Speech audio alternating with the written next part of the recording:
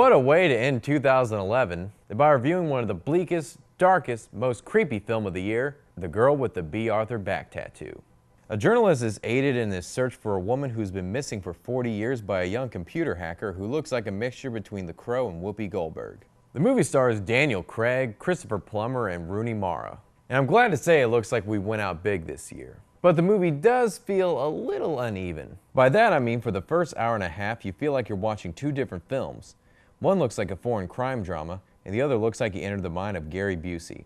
The movie is supposed to be about Daniel Craig's character, but Mara's character is so heavily written and her appearance is so startling that it takes away from the main focus. And I will advise this. This isn't a kid's film, or a take your parents to see this film because it's the holidays. Unless you like incredibly awkward situations. There are some brutal scenes in here, even more brutal than pics of me wearing Daisy Dukes. Yeah, it's that bad. On the other end though, this movie is a great thriller. Not that thriller. It begins slow but starts to get faster and faster and you figure out the culprit as the detectives do. The soundtrack to the movie should also be noted as going right along with the film. It doesn't overshadow or become noticed until you think about it. I will note the acting is incredible, especially by Rooney. I look like the human embodiment of a nose-piercing Mara.